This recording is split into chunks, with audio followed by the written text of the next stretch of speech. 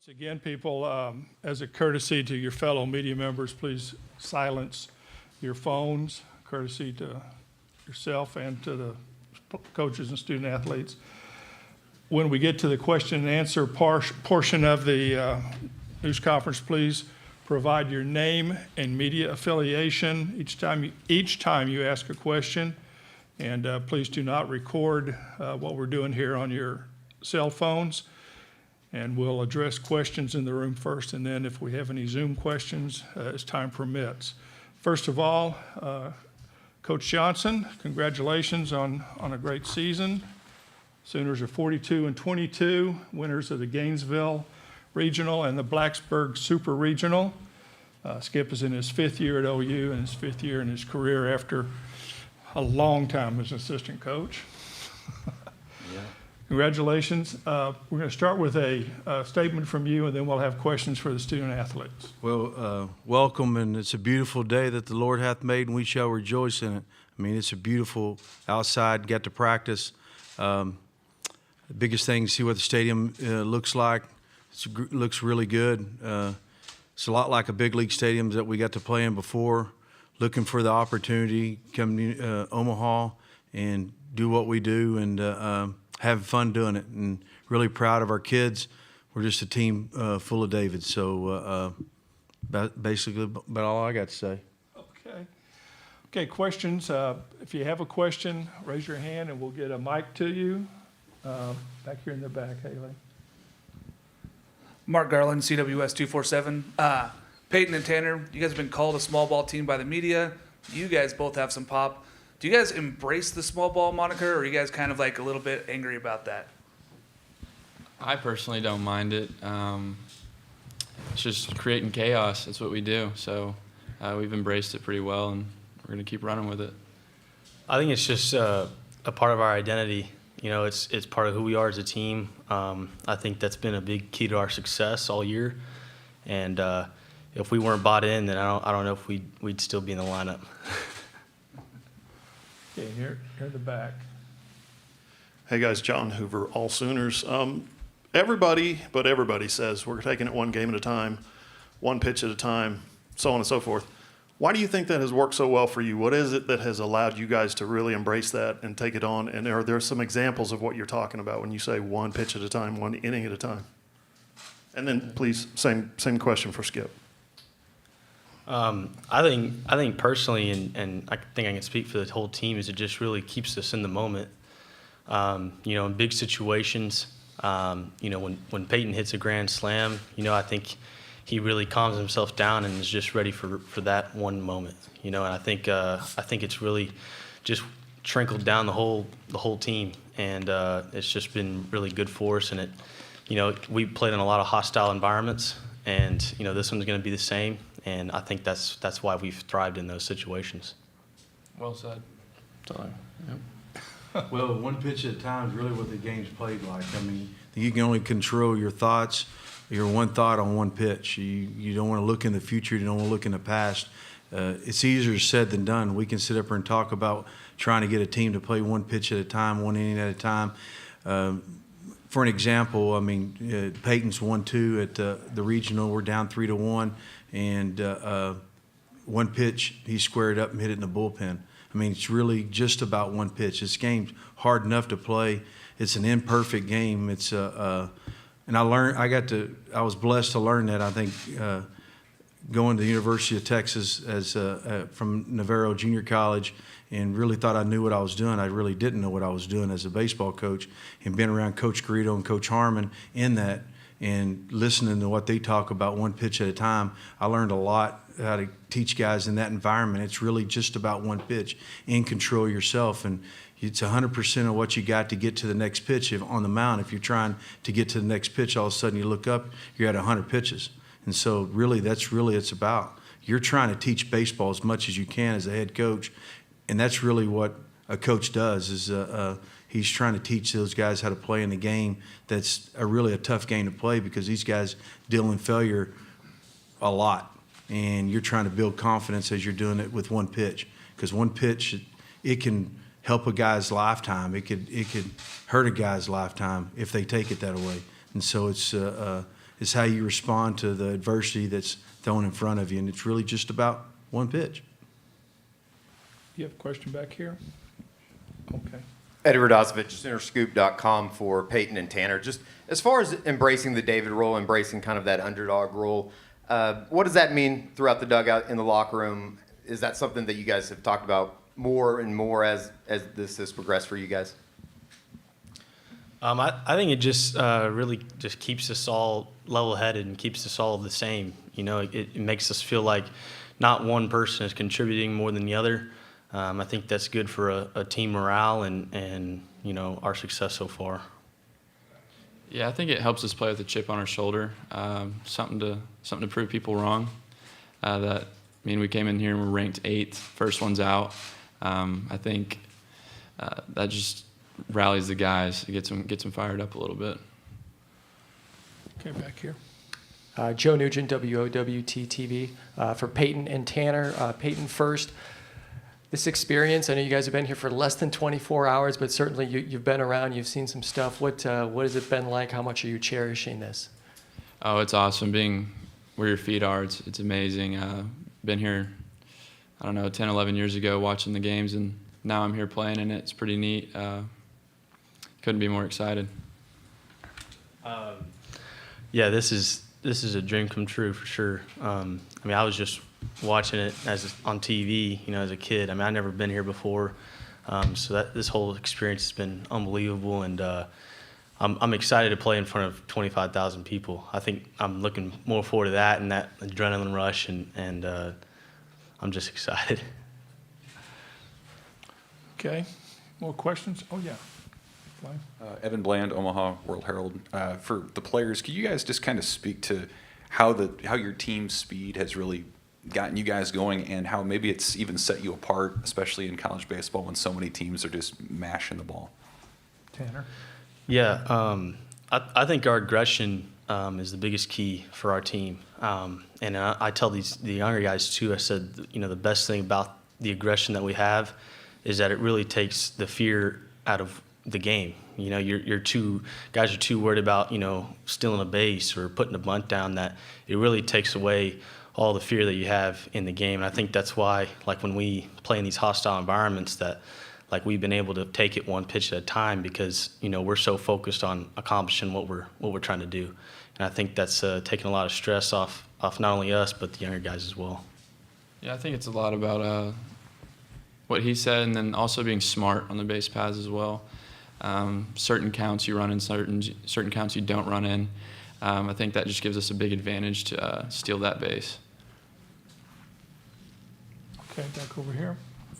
Josh Calloway with All Sooners. For Peyton and Tanner, you know, kind of going off what you guys were talking about a minute ago, obviously dream come true to be here and all that stuff, but how do you strike that balance, I guess, of making sure you soak it in, you appreciate that, the fact that you're here, but also, you know, laser focused on the objective, which is obviously to get some wins here and try to win this whole thing? That's a tough one. That's a pretty tough question. I don't know. We just try to stay in the moment, you know. I think we enjoy this. We embrace this. You know, this is a once in a lifetime opportunity. I think we all understand that, and but more than anything, we're here to make a statement. We were here to make a statement in the regional. We were here to make a statement in the super, and now we're here in Omaha, going to make a statement. So I think everybody knows what our main goal is, but definitely enjoy and embrace all this. Yeah, like you said, our main goal is to win it all, but I think everybody's taking it in. They're not taking any moment for granted. It's pretty awesome. Okay, back here in the middle, Haley. Lee Benson from KWTV in Oklahoma City. For Peyton and Tanner, you've already kind of touched on it a little bit, but I know a couple of years ago the coaches mentioned that he thought that was an Omaha-type team and didn't get a chance to make that trip, didn't play the season. So is there maybe some more cherishing this opportunity to know that you guys get a chance to do it now? Because it could have been a once-in-a-lifetime thing. Then also, have you heard from any of your other teammates that maybe were involved with that 2020 season, but now are saying, hey, go win it this time? Yeah, that season just made everybody realize that you can't take any season, any game for granted. You never know when your last one may be. So we're blessed to be here, and all the guys from that team they've sent us videos, texts all the time. Go get them. So it's awesome. Okay, right here. Jacob Timmy and MavRadio.fm. This question is for Coach, and we kind of touched on it already. We're going to hold off on players, just the players right now. Okay. Okay. Do you have any other questions for our student athletes? Okay, back here in the back, John. John Hoover, All Sooners. Peyton and Tanner, could you comment on your pitching and how it's elevated in the postseason? How those guys, whether it's one, starting, closing, it seems like everybody's had a big role in the way you guys have played in the postseason, and I presume that's the plan moving forward. Yeah. Skip does a really good job with the pitchers, teaching the same stuff really, taking it one pitch at a time. But, Skip says it too, but I believe in it too, is that our offense is really complemented for our pitching. And, I think when we're rolling offensively, we really give them confidence. And, like Skip says, pitching a lead is a lot better than pitching without one. So I think, they just gain confidence from that. I think our pen, we have a lot of level-headed guys that don't get too high or too low, not too high in emotion, which I think is good. I think that's good. It keeps you locked in and stay in the moment. And, yeah. Peyton? Yeah, our starting pitching's been nails pretty much all year. The pen, like you said, we've got guys in there that can get the job done. So, we never really stand out in the field and worry, is this guy going to get him out or is he going to give up a run? We're pretty confident in those guys, especially Trevin Michael. He's been phenomenal this year. Okay, one last question for players, if anybody has one. If not, Eric, you're the contact, right? Yes. Okay, so Eric, stuff for Oklahoma SID contact. Guys, you're excused, and we'll get questions here for Skip here in a second. Thank y'all. Y'all can go. Thank you.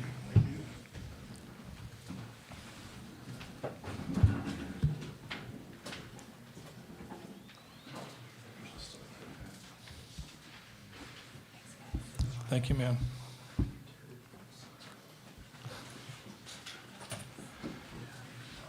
Okay, question now for Skip. Yeah. Okay. Jacob Timmy, MavRadio.fm, kind of touched on it already, but you guys are coming in fourth in the country in stolen bases, and you have 3 guys on your team that have at least 20 stolen bases. How much more efficient is it strategy-wise that you have so many speedsters on your team that can contribute to a game in a big way on the base paths? Yeah, well, I think it puts pressure on the pitcher. And if you can put pressure on the pitcher, it helps him, elevate the ball at times, get behind in counts, get in advantage counts and stuff like that. Coach Overcash and Coach Van Hook and myself sat down during COVID and try to figure out how we need to get more athletic and try to put some pressure on some defenses, and then getting Reggie at, this year, one of the best base running coaches around, really started the offense. And the good thing about what I do is I just go to practice, go down the tunnel, and go straight to the bullpen because I have a hard enough time teaching them how to throw strikes. So I think it's the fun in it, and our whole coaching staff feeds off each other of trying to teach kids how to play baseball, our type of baseball, and our identity, being aggressive. In the back, Joe.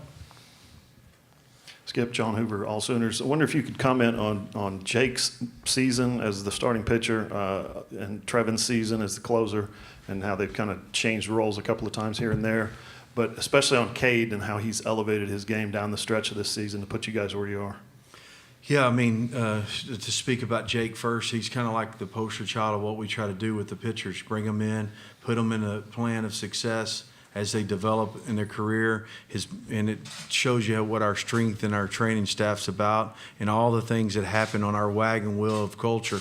I mean, you look at what he looked like in high school and how his body changed with the strength and development, going from our trainer teaching him a routine of getting better every day, and then us as coaches trying to teach him to repeat his delivery.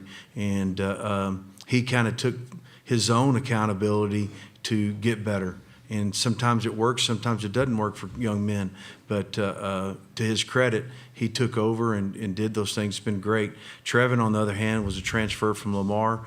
We knew what kind of we were getting. He's kind of a hybrid of he can start a game, he can throw 3 innings, he can close a game. He can do things that what you need to do as a closer. You got to be able to field your position. You got to be able to hold runners. You got to be able to throw 2 pitches for strikes, and he's done those things. Cade Horton, on the other hand, was a kid that came out of high school during COVID that was really highly touted as a two-way guy. Was a quarterback too. He unfortunately had surgery after throwing live BP, hurts his arm on his 4th pitch he threw, and had some adversity. I'll never forget, we played Tulsa last year, we played Oklahoma State in Tulsa, and he went to the game. He had just got to having Tommy John, and a month later, and he's looking out the window. I knew what was inside the guy's chest by the way he was looking outside the window. He's a determined kid. We got beat that night. He didn't like that too much, and that just fueled his fire to get better. And again, going back to Luke Spitt, our trainer, and Tim Overman, our strength coach, to get him back. I mean, he's going on 15 months, and looking from, we had Cade Cavalli. He was a two-way guy as well, and we played him as a freshman. Closed him, struggled a little bit. At the end of his sophomore year, kind of starting him. Going his junior year, was a starter, ended up being a first-round draft pick, and kind of did the same thing. We had to figure out, hey, we're going to have to take Cade off third. We're going to throw this guy in the Sunday row and just kind of let him build up. And he's gotten better every outing. I think he'll continue to get better every outing. And and that just shows you the work that he puts in. I mean, he's the guy that wants to stay late and keep working. He wants to come early and keep working. He's a former quarterback of a good football team at Norman High School, and I think that really shows his leadership skills. Okay, back here in the back. Coach Ben Peck with CAGS. Just having gone up against Jim Sauchnagel in the Big 12 for a few seasons, just what have you not only made of what he's been able to do in his first season there at A&M, just a quick rebuild, and then I guess as a secondary follow-up, are there any aspects, characteristics of some of those TCU teams that you've been able to see with this A&M group he has? Yeah, I mean, they're offensively, they're really good. They're going to grind at bats out. That's what his teams did at TCU. He's done a great job. I mean, in this world we live in today with the portal and all the stuff that goes on in college baseball, he's done a really great job of getting a bunch of guys together, get a great coaching staff. The resources that he's been provided has really helped him. Not that he wasn't a good coach before. I mean, it just shows you what he's about, and we're looking for the opportunity to go out and perform against him. It's going to be a fun day. Okay, Travis. Travis Brown with the Bryan College Station Eagle, Coach. I know your guys called your offense creating chaos. How do you feel like that works for y'all in this matchup against A&M, which pitching staff and defense have been kind of up and down at times? Well, I mean, you never know in this environment. You think you really know what's going to happen in this environment. I've been here before. You don't really know. You just got to go out and trust what they're going to do. I think the difference in what we're going to do, we're going to be who we are. I mean, that's just what we do. And if it works against A&M, it works. If it doesn't, it doesn't. We'll wake up tomorrow, God willing, and do what we do. Okay. Mitchell Kutcher, CWS 247. Coach, you're a team that doesn't rely on the long ball. How will that help you find success here in Omaha? Well, I mean, you look at this ballpark; it's built like Yellowstone. I mean, it's a big ballpark. I like big ballparks. At Navarro College, when I was in a junior college, it was a big ballpark, and it's about throwing strikes and playing defense. And taking advantage of the other team's mistakes at times. And really, that's what baseball is about. Do you ever win at baseball? I mean, you don't. I mean, it's really making a lot of teams making other mistakes. That's how you end up winning. So sometimes it really reveals your character. That's what's awesome about baseball. Okay, once again, Josh. Yes, Josh Galloway with All Sooners. Just along the same lines of what I asked Peyton and Tanner, just about soaking this in, but also staying focused. Obviously, you know as well as anybody how hard it is to get here, but then also how great it is, to play in this event. Just what is your message to the guys in that area in terms of make sure you appreciate this, but also keep focused on what the goal is? Well, the biggest thing is when you're getting ready for a baseball game, you're on a mission. All the other things can be a distraction. And I was blessed to learn that from one of the best baseball coaches, if not the best college baseball coaches in the country. So what you got to do is ground yourself, and really what Tanner talked about is being in the moment. Understand like, hey, we're fixing to practice. Let's get together, understand what we got to practice for our 50 minutes, which is really unusual to have to wear turfs on a baseball field when you're usually practicing in spikes. So that was really unusual. I wonder if they wear sandals when they go to the big Final Four to do their shoot around. So, I think that you got to be focused on what you got to get focused on in that moment, on that one pitch, and then all the other distraction. Whatever the game happens, if it's a happiness or sadness, whatever happens, you got to flush it and get to the next pitch. We talk about that. We've got to live that as coaches. We got to talk to them about it as much as we can. Okay. Edward Osovich, SoonerScoop.com. I don't think you guys have run as much maybe in the postseason, but from a pitching aspect, is that something that has to be in the back of their minds, just as far as what you guys have done with your running this year? Well, I think the difference, Eddie, is if you go back and look at it, when you get in this type of environment and you get further down, teams are more equipped to stop you. And you've got to figure out a way how to score that run. And so team, with being Florida or Liberty or whoever we've played, Virginia Tech, they're more equipped to stop some of the things that we did. It wasn't necessarily us we don't just go to first base and all of a sudden just go to second base. I mean, there's ways that we have got to look at it. And so I think that's more of the opportunity. We're going to be aggressive. I mean, that's who we are. And if we make the out, I mean, that's going to happen. But we're going to be aggressive. Travis again. Hi, Travis Brown with Bryan College Station Eagle. Coach, sorry if this has already been announced, but have you made a decision on starting pitcher, and what goes into making a decision on a first game pitcher in the College World Series? Well, my dad passed away, Travis, in 2011. He had a cowboy hat. That's how he paid his bills. They were in a cowboy hat. He's pulled it out. That's what I'll be doing. I'm going to put all their names in a cowboy hat, and I'll pull it out and find out who's going to pitch tomorrow. Is it a big hat or a small hat? It was a cowboy hat. Okay. Okay, Banana leaf. Any other questions for Skip? Okay, here, back in the back there. Coach Lee Benson from KWTV in Oklahoma City. In your experiences in this tournament, is there any advantage or disadvantage or nothing at all to playing in the first game of the tournament like you guys will be on Friday? Not that I know of, Lee. I mean, it's not like that you have magic dust you can throw on top of them, and all of a sudden there's something else. I mean, I'm glad that we're kicking it off. It's good. They can go out and play their game and do what they do and see what happens. Okay. Any other questions for Skip? Yep. Eddie? Edward Osovich, Sooner Scoop.